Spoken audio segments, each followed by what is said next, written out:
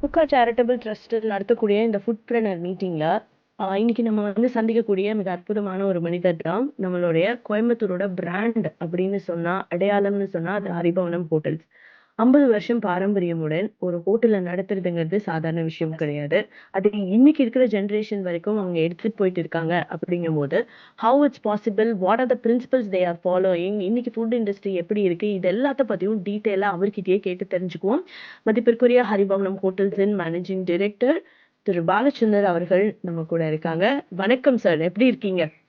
வணக்கம், நல்லா இருக்கீங்க. நீங்க எல்லாரும் நல்லா இருக்கீங்களா? நல்லா இருக்கேன், நல்லா இருக்கேன்.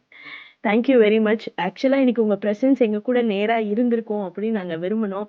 பட் இன்னைக்கு வெதர் அப்புறம் ஃப்ளைட் டிலேஸ் இதனால வந்து இன்னைக்கு எங்க கூட இல்ல. லைவா பிரசன்ஸ் இல்லைனாலும் உங்க எப்படியாவது நாங்க வந்து கொஸ்டினரி பண்ணி ஆகணும், உங்ககிட்ட இருந்து நிறைய நாலேஜ் வந்து வாங்கணும் அப்படிங்கிற விஷயத்துல நாங்க இந்த ஜூம் மீட்டிங் அரேஞ்ச் பண்ணி உங்ககிட்ட இருந்து இந்த லைவான விஷயங்களை கேட்டு தெரிஞ்சுக்கிறோம். அதுக்கு உங்களோட டைம் எங்களுக்கு கொடுத்ததுக்கு ஃபர்ஸ்ட் ஆஃப் ஆல் ரொம்ப ரொம்ப நன்றி. It's my pleasure to. Thank you. Okay, first வந்து ஒரு ஒரு பழக்கவழக்கம் அப்படின்னு நம்ம சொல்லுவோம் இல்லைங்களா? ஒரு விஷயம், ஒரு வேலை செய்றோம் அப்படிங்கும்போது, அந்த டிசிப்ளின் வந்து ரொம்ப ரொம்ப இம்பார்ட்டன்ட். அந்த விஷயத்துல ஹரிபவனம் சக்சஸ்ஃபுல்லா இருக்கிறதுக்கான ஒரு 3 டாப் ஹேபிட்ஸ் ஆஃப் டிசிப்ளின்ஸ் என்ன? அப்படிங்கிறத எங்களோட சொல்லுங்க. அதாவது ஹரிபவனம் தொடங்கப்பட்ட நாள்ல இருந்தே ஒரு சில விஷயங்கள் எங்க ஃபாதர் மதர் பழக்கங்கள் அதை அப்படியே கண்டினியூ பண்ண ஆரம்பிச்சிருக்காங்க. ஸோ அதை நாங்களும் அப்படியே பின்பற்றிட்டு வரோம். அதுல ஒரு 2-3 விஷயங்கள் என்னன்னு பாத்தீங்கன்னா, ஃபர்ஸ்ட் ஆஃப் ஆல் குவாலிட்டி. அந்த குவாலிட்டிக்காக தான் நாங்க வளர்ந்தோம். அந்த குவாலிட்டினால தான் வளர்ந்தோம். ஸோ எல்லாமே பாத்தீங்கன்னா, பர்ச்சேஸ்ல இருந்து, சமைக்கிறதுல இருந்து, பரிமாறுறதுல இருந்து, கடைசியா கடைய சாத்திட்டு போற வரைக்கும் எல்லா இடத்துலயுமே ஃபாதரும் மதரும் இன்வால்வ் ஆயிருந்ததுனால பாத்தீங்கன்னா, காய்கறி வாங்குறது எல்லாமே பாத்தீங்கன்னா, வீட்டுக்கு வாங்குற மாதிரி தான் போய் அவங்களே மார்க்கெட்ல வாங்குவாங்க. மளிகை சாமான், அதே மாதிரி கறி, கோழி, மீன் இதெல்லாம் வாங்கும்போதும் எங்க அப்பாவே டைரக்டா தான் போய் வாங்குவாரு. ஸோ சமைக்கிறதுலயும் டைரக்டா எங்க அப்பா, அம்மா இன்வால்வ் ஆயிருப்பாங்க. அதே மாதிரி பரிமாறுறதுல எங்க அப்பா ஃபுல்லாவே இன்வால்வ் ஆயிருப்பாரு. ஸோ அந்த டிசிப்ளின் வந்து இன்னைக்கு நாங்க ரொம்ப பெருமைப்படுறோம். அது நாங்க வளர்த்துனது ஒரு பெரிய விஷயம். இன்னைக்கும் அதே பழக்கங்கள் எங்களுக்கு. டைரக்டா போய் வாங்குறது, இல்ல நமக்கு தேவையானதை நம்மளே பண்ணிக்கிறது. அதாவது ஆர்டிஃபிஷியலா நம்ம வந்து இன்னைக்கு நிறைய பவுடர்ஸ் வருது, மசாலாஸ் பேக்கெட்ஸ் வருது. எல்லாமே ஈஸி டு வச்சு ஜிஞ்சர் கார்லிக் பேஸ்ட்ல இருந்து பார்த்தீங்கன்னா, பீல்டு ஆனியன்ஸ்ல இருந்து, மசாலாஸ்ல இருந்து, சாஸஸ்ல இருந்து எல்லாமே இன்னைக்கு ரெடி டு குக்க கிடைக்குது. பட் அன்னையில இருந்தே அது வந்து ஒரு ப்ராக்டிஸா மெயின்டைன் பண்றதுனால we can assure the quality. So அது ஒரு விஷயம். இன்னொன்னு வந்து பார்த்தீங்கன்னா, அந்த டைமிங் டிசிப்ளின்ங்கிறது எங்க அப்பாவுக்கு ரொம்ப பிடிச்ச ஒரு விஷயம். ஆ எ சொல்ல போகணும்னு பார்த்தீங்கன்னா, ஒரு 50 வருஷம்லாம் என் ஃபாதர் வந்து பார்த்தீங்கன்னா, ஒரு நாள் கூட லீவ் போட்டதே கிடையாது. லீவ் போட மாட்டாரு. அவரு ரொம்ப அவரே பெருமையா சொல்லியிருக்காரு. என்னன்னா, "ஒரு நாள் கூட நான்லாம் லீவ் எடுத்ததில்ல. நீங்கலாம் வீக்லி ஒன்ஸ் லீவ் போட்டுக்கிறீங்க." அப்படிங்கிற மாரி. ஒரு 50 வருஷம் தொடர்ந்து லீவ் போடாம ஒர்க் பண்ண முடியுமா? அப்படின்னா, சந்தேகத்துக்குரிய ஒரு விஷயம் தான். பட் என்னன்னா, எங்க அப்பா அத செஞ்சிருக்காரு. அத நான் கண்ணார பார்த்துருக்கேன். So almost we have crossed 50 plus years. Now we are entering 55த் இயர் இந்த வருஷம். So it is 1971 established. ஸோ 55வது வருஷத்துல கால் எடுத்து வைக்கிறோம். ஸோ இன்னைக்கு வரைக்கும் நாங்க அத பின்பற்றோம். அதே மாரி காலையில உள்ள வந்தாச்சுன்னா, அதுக்கப்புறம் கடைய வந்துட்டு, தலைய காட்டிட்டு வெளியில போயிட்டு, வேற ஏதாவது வேலைகள பார்த்துட்டு, அப்புறம் வர்ற டைப் ஆஃப் பிசினஸ் கிடையாது இது.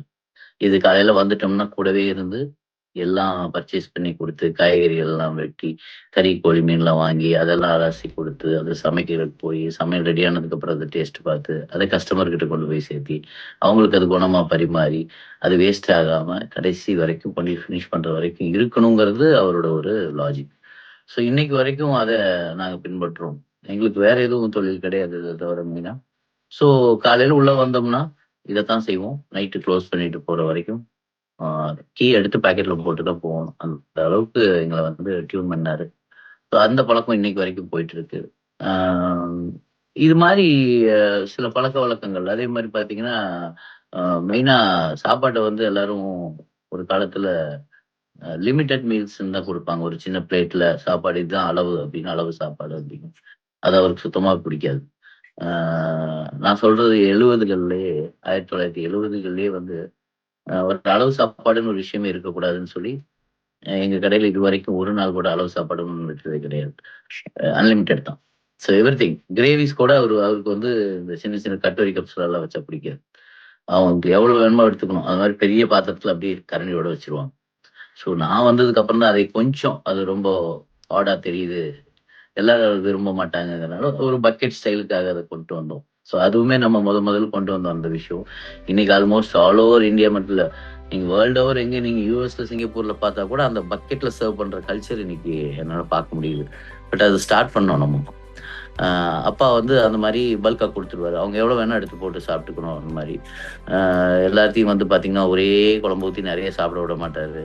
என்கிட்ட 10 வெரைட்டி குழம்பு இருக்கு. நீங்க கொஞ்சமா சாப்பாடு போட்டு ஃபர்ஸ்ட் இத ட்ரை பண்ணுங்க. அடுத்து இத ட்ரை பண்ணுங்க. அடுத்து இத ட்ரை பண்ணுங்கன்னு. வீட்ல ஒரு அம்மா எப்படி பசங்கள குணமா சொல்லி சாப்பிட வைக்குமோ, அந்த மாரி கூடயே இருந்து சாப்பிட வைப்பாரு. அவருக்கு அது ரொம்ப பிடிக்கும். அது ஒரு போதை மாரி ஆயிடுச்சு அவருக்கு.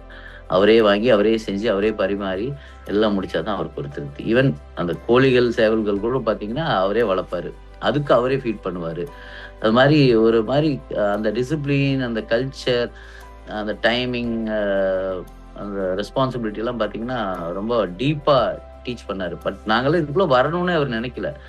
அவரோட போகட்டும் அப்படிங்கிறது. பட் சொல்லிக் குடுப்பாரு எல்லாத்துக்குமே.